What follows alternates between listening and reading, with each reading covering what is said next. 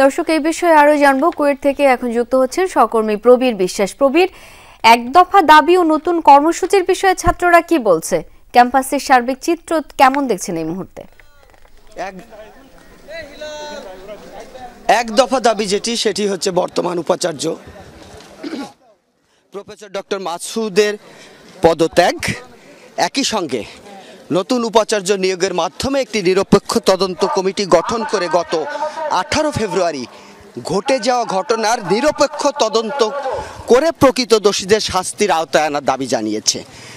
একই সঙ্গে তাদের যে দাবি ছিল দীর্ঘদিন ধরে হল খুলে দেওয়ার, প্রশাসন সেটি না খোলার প্রেক্ষিতে তারা হলের তালা ভেঙে ভিতরে প্রবেশ করেছে। ইতিমধ্যে আমরা দেখেছি খাজা খান জাহান আলী হল সেটি তারা তালা ভেঙেছে, প্রবেশ করেছে।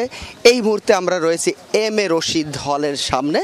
সেই হলটি ভাঙার প্রস্তুতি নিচ্ছে, হয়তো হলের তালা ভাঙার, গেটের প্রধান ফটকের তালা ভাঙার প্রস্তুতি নিচ্ছে বা সামনের দিকে এগিয়ে যাচ্ছে শিক্ষার্থীরা। এবং তারা আমাদেরকে বলেছে পর্যায়ক্রমে যে 5টি হল রয়েছে খুলনা প্রকৌশল ও প্রযুক্তি বিশ্ববিদ্যালয়ে, সব হলগুলোই তারা তালা ভেঙে ভিতরে প্রবেশ করবে, কারণ বাইরে থাকায় তারা নিরাপত্তাজনিত কারণ সহ নানা ধরনের অসুবিধায় পড়ছে।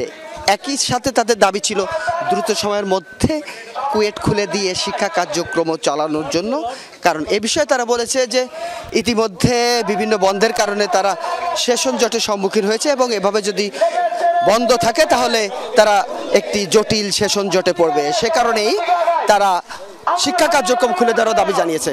রয়েছি ডক্টর এম এ রশিদ হলের সামনে। কিছু সময়ের মধ্যে এই হলের তালাটি ভেঙে তারা হলের মধ্যে প্রবেশ করবে বলে আমাদেরকে জানিয়েছে। শাওন। প্রবীর, ধন্যবাদ আপনাকে।